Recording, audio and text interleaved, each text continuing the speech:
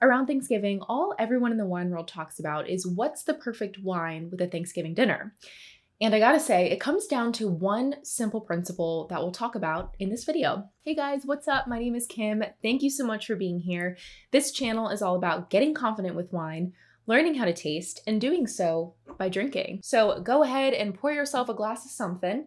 Today I'm gonna be tasting the Hahn Santa Lucia Highlands Pinot Noir 2019. So if you just happen to have a bottle of that laying around, feel free to pour yourself a glass because it's always more fun to taste along. And while you're at it, go ahead and hit that subscribe button so you can join in on the wine community, and make sure you hit the notification bell as well because it'll keep you up to date on the latest videos. In this video, I'm going to be sharing my top wine recommendations for Thanksgiving. Very exciting. I love this holiday. And before we dive in, I'm going to share the parameters that I set to really help me narrow down the options. So the first parameter I had when going into the selection was picking a wine that enhances the food and also the conversation. So the goal here was to pick foods that complemented the turkey. It's a lighter meat, so we don't want a red that's too bold and too heavy. And also we have sweet and savory dishes, so I was looking for things that had a lot of good fruit to kind of go with all of the different flavors that we have going on. And in terms of helping conversation, I will say that for this meal in particular, I stayed away from big, bold red wines with lots of tannins, just because if you have a lot of tannins and you don't have a lot of intensity in the food, it makes it difficult to get those tannins to kind of go away. So then your tongue's going to be all dry and you just can't have a good conversation.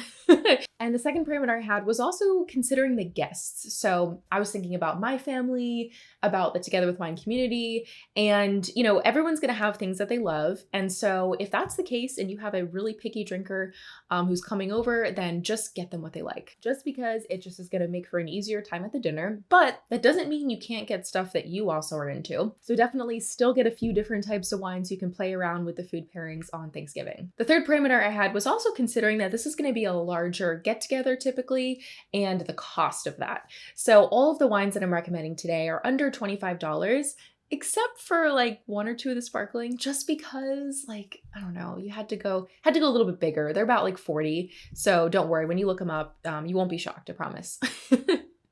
And I do have a fourth parameter that I was thinking about that you don't have to do, but I just thought it was kind of a fun challenge for Thanksgiving. And that is all of the wines I'm recommending today are made in the US. So there is just one exception though. There's one French wine in here because you really just can't get it anywhere else.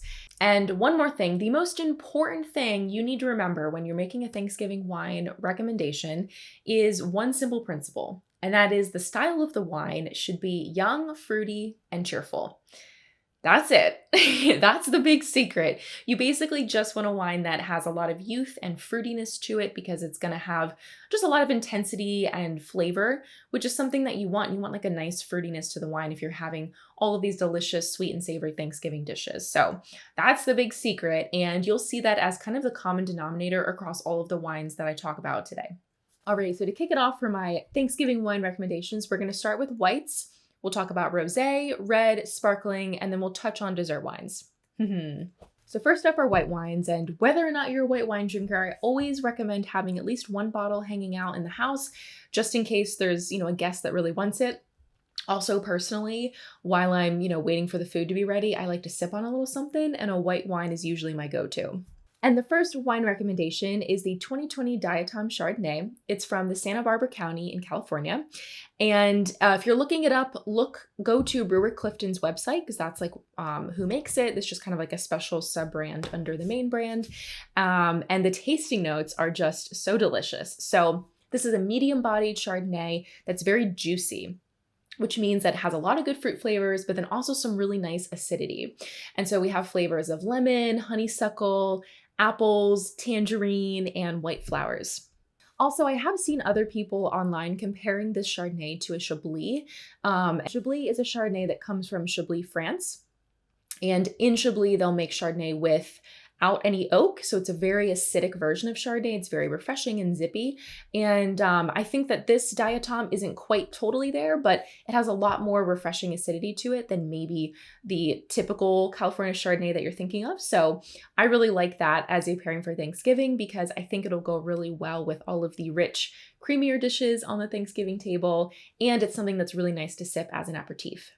And the next two wines are both a Riesling, which when it comes to Thanksgiving wine recommendations, that varietal is usually always recommended. So, I mean, it's nothing groundbreaking here, but I will say we have two really good ones to talk about. So the first Riesling is a dry one. It's the Ravines Dry Riesling from the Finger Lakes in New York. And a dry Riesling just means that there is no residual sugar left over after the fermentation. So it's going to be a true dry wine, I promise. This Riesling is pretty complex. It has a lot of light floral aromas, citrus, peach, and apple, and it has a really nice texture because it was aged on the lees. And you might not have heard that before, but lees are the dead yeast cells. After they've finished fermentation, they die off and they sink to the bottom, and winemakers call them lees. And so sometimes you will either filter out the lees pretty quickly and just let the wine, just kind of rest after it's done fermenting, or you might leave the lees in there and actually stir the wine a little bit to add a little bit of texture. Of course, you're filtering out all of those lees before you bottle it, so don't worry, there's no dead yeast cells floating around in your wine. But the really cool thing about this process is that it adds a softer, rounder texture to the wine. So even though this Ravines dry Riesling is going to be quite acidic because it is a dry Riesling, you're going to have this lovely texture of the lees aging and the roundness in the body and the texture of the wine. And that's going to make it a really pleasant wine to go with Thanksgiving meal. All right, and our next Riesling, which is going to be a sweet one, is the Dr. Constantin Frank semi-dry Riesling from the Finger Lakes in New York. I personally love recommending a semi-sweet or semi-dry wine for Thanksgiving just because you do have a lot of very sweet flavors coming through in the meal. So whether you're talking about the sweet potatoes with marshmallows on top, or even when you roast corn or roast carrots, those vegetables sort of get like a sweeter flavor when they're roasted. And I think that having a sweet Riesling is really, really fun with them. Also, my family really likes a little bit of sweetness in their wine, so I like to make sure that I always get something for them. So this semi-dry Riesling features a lot more tropical fruit notes than the first Riesling we talked about. So we're looking at flavors of pineapple, apricot, nectarine, a little bit of lemon, and honey, of course. And I will say that this is a semi-dry, which means that it's slightly sweet, but it's not going to be overly sweet. So if you're really sensitive to sweetness, this will probably be too much for you. But if you're ready to explore and you want a little bit of sweetness in your wine, then definitely go for it. Like, I really encourage you because the semi-dry Riesling or even a sweeter Riesling is kind of the perfect wine throughout the whole dinner because you can have it during the meal, and then it's also so good with pumpkin pie. Like, it's amazing. And apple pie. All of the desserts. All right, so that's it for the white wines. Let's move on to rosé. All right, and our first rosé is going to be the Black Girl Magic Rosé from California. This is made by the McBride sisters, and it's delicious. There's a lot of good flavors in here. And so we have flavors of strawberry, raspberry, orange blossom, a little bit of white flowers, and some peach. So it's got a lot of really delicious flavors, and I just think that as an aperitif and also with the dinner, the nice acidity that it has will just be really, really good with the food. And the next rosé is the 2020 Argyle Rosé of Pinot Noir from the Willamette Valley in Oregon. And so in this particular rosé, it's kind of interesting. Most of the blend is Pinot Noir. We have 85% Pinot Noir, but then we have, 10% Chardonnay, which is kind of fun, and then 5% Pinot Meunier. And these three grapes, as a fun fact, are also the three grapes that are used in Champagne. So going back to rosé though, with the blend being mostly Pinot Noir, you're going to get most of those flavors from there. And so the tasting notes on this one are cherry, raspberry, floral, and spice. So that's why I think it'd be really great with the Thanksgiving dinner because you're going to have all of these lovely red fruit, berry flavors and cherry in there. And then that little bit of like a spice, probably more of like a peppery or a baking spice. And I think that'll be really good with the flavor. The other thing to know is that because there's a little bit of Chardonnay mixed in here, that's probably going to add a little bit more body to the rosé, which I think will just make the mouth feel very soft and really delicious. Alrighty, and now it's time for our red wines. Woo! So when I'm thinking about red wines, the thing that I am looking for is something that is, just like I said earlier, it is young, fruity, and cheerful. So we don't want anything that's too bold and too heavy or too tannic because that just won't really jive with the food or the conversation we hope to cultivate. So that means we're going to start off with probably another one of the most classic recommendations, and that is Pinot Noir. So I have two different Pinot Noirs to share, and the first one is Cloudline Pinot Noir from the Willamette Valley in Oregon. And just as a note, this is a wine that is made by Dreyfus Ashby. So if you're looking for it online, you can start with them. But this wine is quite popular, so you'll probably find it really easily by just looking for Cloudline. I really love this wine. It is just so delicious. We have a lot of red cherry and cranberry flavors. There's also like a hint of violets to it. It's like a lovely like floral note, which just I think takes it over the top. And then of course, a little bit of vanilla just from the oak and then some earth as well. So of course, if I'm doing an Oregon Pinot Noir, I also have to do a California Pinot Noir because it's fun to compare. So the next one is going to be the wine I have here tonight, and that is the Hahn Estate SLH, which stands for Santa Lucia Highlands Pinot Noir, and the vintage is 2019. So we're going to taste that today. And for Hahn Estate, it's kind of neat because it was started by a family. It's still family owned. Nikki and Gabby Hahn were the founders, and they came to the area where the Santa Lucia Highlands are in California in the 70s. So they've been making wine for quite a bit of time. The other interesting thing to know is that the Santa Lucia Highlands in California are also a really great place for Pinot Noir and Chardonnay. It's a little bit of a cooler climate compared to the surrounding areas, and that is always a good sign when we're talking about Pinot. Cheers! All right, I hope you're tasting along, so go get some wine if you need it. We're gonna do a little sniff here. Oh, forgot to look at the color. So I'm looking at the color here. I need a piece of paper. It's a lovely ruby dark color, almost with like a hint of like an orangey brown to it. I think that's just the grapes itself. Sometimes when you see an orangey brown color in wine, it usually means it's got a little bit of age on it. This is a 2019, so that is not the case, but it could also be because I am looking at this over a yellow piece of paper. But I will say classic red. All right, so let's take a sniff here. God, this wine makes me want to eat chocolate. I don't know why, it just I think because it smells so fruity.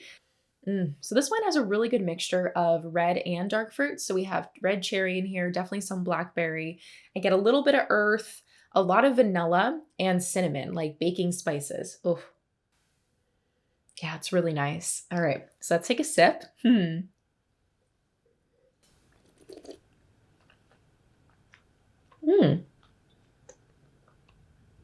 got a really nice silky texture to it. It's definitely, for red wines, on the lighter bodied side. Pretty good acidity. My mouth definitely has a little bit of that mouth wateringness. And in terms of tannin, there's not a lot, but it's there and it's very subtle. And I think for Thanksgiving, that's totally fine to have just a little bit of tannin. You don't want too much, of course, but yes, I really like this. This is so good. The thing that I want to point out too, when you're deciding between California or Oregon for your Pinot Noirs, in general, in a very general sense, Oregon Pinot Noirs, which was the first one I shared, the Cloudline, they tend to be a little bit more structured. I feel like, they have really good fruit flavors, but there's just more structure to them in the palate. They have more presence, maybe a hint more tannins and a lot more earthiness. And for the California Pinots, they tend to be a little bit more fruit forward. So you get some more riper, intense fruit. And that's just kind of a generalization. Now, I will say, however, because we're talking about the Santa Lucia Highlands here, which is a little bit of a cooler climate, I think a lot more of that structure and earthiness is shining through on this California version of Pinot. So again, it's generalization. That's kind of something you can go by if you're in a quick pinch, but I encourage you to get bottles and try them because that's the only way you're really going to know. Alrighty, so our next wine is the only non-US wine here, and it is from France. We're talking about Beaujolais. Woo! Okay, if you don't know about Beaujolais, I understand why you're not excited, but I love this wine. It's just so juicy, fruity, and delicious. And the wine I'm talking about is the Louis Jadot Beaujolais Villages wine. And the Villages part is just like kind of talking about the appellation, kind of the, where the grapes are from. And then the Beaujolais part is the region. Now, a lot of times, most of the times in Europe, they'll just put the region on the label. You're supposed to know what grape is in there. And in this case, we're talking about the Gamay grape. So Beaujolais is made with the Gamay grape. The Gamay grape is kind of similar to Pinot in the sense that it is also a light-bodied red, but it's different because it has a lot more like juicy, fruity flavors. Like I kind of think of it as like the gummy bear grape because it's just so good and like juicy, and there isn't as much of that earth component, although you can get some variation of it depending on where in Beaujolais it's grown. So in terms of this Beaujolais from Louis Jadot, it's got a bunch of lovely flavors of like strawberry, raspberry, cherry, like all of the berry flavors, and it's going to be light bodied with a good amount of acidity to keep it balanced, but a lighter bodied red. So I will say in general, a Gamay, the grape and coming from the Beaujolais region is another classic Thanksgiving recommendation. I just had to put it in here because it is so good. Okay, and now we're on to our final red wine recommendation. I had to throw a cab in for all of my cab lovers because I know you're out there. And you know what? That's totally fine. There are some cabs that can be not as bold and heavy as probably what you're assuming, especially if you're thinking about a Napa cab, for example. So my recommendation for a Thanksgiving cab is going to be the Substance by Charles Smith CS Cabernet Sauvignon.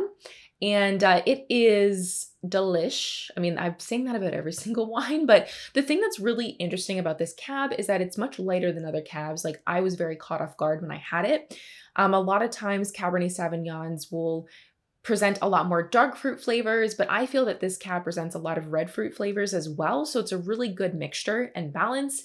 And in general, it's just a little bit lighter than other cabs that I've had. So if you're looking for a cab, but you still want something that is young, fruity, and cheerful, this is a great option. And the tasting notes in this one are black cherry, regular cherry, cassis, plum, and pencil lead. And I know that sounds weird, but that like little pencil lead kind of graphite smell is delicious. It's just really good. It's a good balance with all the fruitiness of the wine. So definitely worth it to check it out, even if you're not gonna have it for Thanksgiving, because it's really affordable and it's pretty fun. Okay, and now we're moving on to sparkling wines. I love a good sparkling. I mean, I kind of feel like I would take that over anything else at the dinner. So here we go. So that first sparkling wine is going to be the 2013 Roederer Estate L'Hermitage Brut, and it's coming from the Anderson Valley in California. So this specific sparkling wine is made in the champagne method, which means that there is a second fermentation that occurs in the bottle, which is what makes the wine sparkling in the bottle. And we can't call it officially champagne because it wasn't made in Champagne, so we have to just call it sparkling. But if it doesn't say champagne, that doesn't mean it's not amazing. It is amazing, and that's why I recommended it. So this particular sparkling wine, because one, it's a champagne, and two, it's had a few years to sit in the bottle a little bit, it's gonna have a lot more riper fruit flavors that are a little bit denser. So this one has a lot of golden apples and honey flavors, also some crushed stones, earth flavors, and of course that brioche kind of taste, like a toasty, bready smell, which is coming from the yeast that are, doing the fermentation. So what I also like about a sparkling wine that's in the champagne method that has a little bit of age on it is that the bubbles get really refined and very just delicate and lovely, and the champagne and the sparkling texture overall is much softer. So that's why I recommend this, because it would just be delish. And I think you could also probably have the champagne with dessert too, especially with the apple-y honey flavors. Oh, it would just be amazing. Alrighty, so our next sparkling wine is going to be the Chandon Brut Rosé. This is coming from California, and this one is more on the affordable side. I think it's under 20 bucks. This one in particular has a little bit of Pinot Noir in it, so that's why it is pink. So if you want to have a really fun sparkling wine on the table, I always like going for sparkling rosé. This one has a lot of really great flavors too. It's going to taste much more lively and refreshing than that first sparkling wine I talked about, because it is, younger. It was made more recently.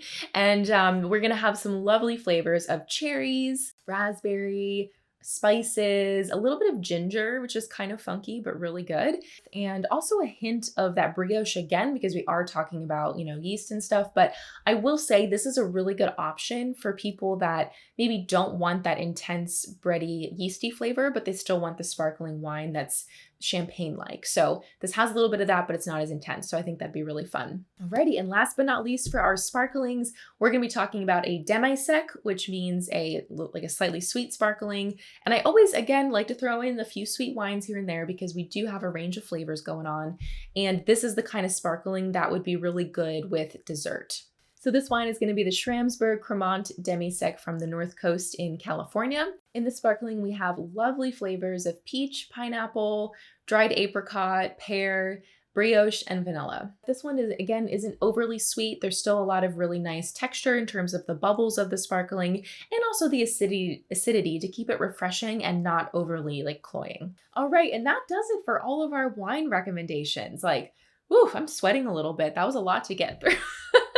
So I really hope you found something that you liked in there. And before we close it out, one more thing I want to talk about is dessert wine. And so dessert wine could either be something you're pairing with your desserts, or it could just be the dessert itself. And I will say that there are some really fun ones to explore out there. And I feel like in the US, there's a lot of people that make them, but it's sort of like a hometown thing. Like I've been in Kentucky and had some like random fruit wine once. It was like blueberry and peach fruit wine. And that's of course a sweet wine and could be a dessert wine. So what I encourage you to do for if you want a dessert wine is to really just go out and look and see what local vineyards are around you and see if they make any dessert wines, because most people do. And I think it's really fun to kind of go local for that, because you're not only getting local fruit, but you're getting this lovely dessert and it's just good. I will also say that the bottles will be a little bit smaller because it is a sweet wine, so you really can't drink as much of it when it's a true dessert wine. So just know that. Don't be surprised if you're getting a smaller bottle. Yeah, so that's what I think you should do in terms of dessert wine. Is just explore your local market and see what's out there. And so in conclusion, I just want to share a few general tips just to keep in mind as you're selecting wine for your Thanksgiving meal.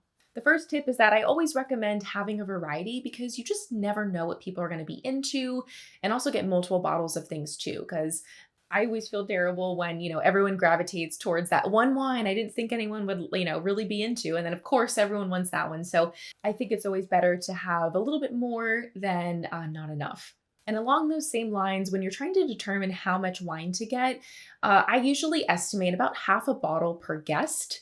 Usually that kind of evens out across the crowd, because not everyone's going to drink, not everyone's going to have the same thing. And so if you do estimate about half a bottle per person, that should be enough. Of course, your guests, whoever's coming over the best. So if you have people that aren't going to be having as much wine or just drinks in general, then you can kind of go based off of that.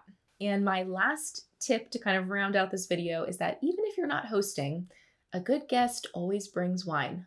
So make sure you look at these recommendations and think about it. Also, I will say that, I've made all these recommendations, but if you're someone that doesn't want a young, fruity and cheerful wine, and you want something that's more bold and beautiful and like aged and whatever you want, go ahead, just have it. Like, go ahead and drink it, because, for me, my motto with wine is that you want to figure out what you like, which is what Together with Wine is all about, and then drink what you like. So if you already have a wine in mind that you absolutely love, definitely go out and get that for yourself, because you're just going to enjoy it so much when you can drink your favorite thing with a delicious meal. All right, everyone, thank you so much for joining me. I really hope that you found some wine recommendations you can pick up soon for your Thanksgiving meal. If you enjoyed this video, please give it a like.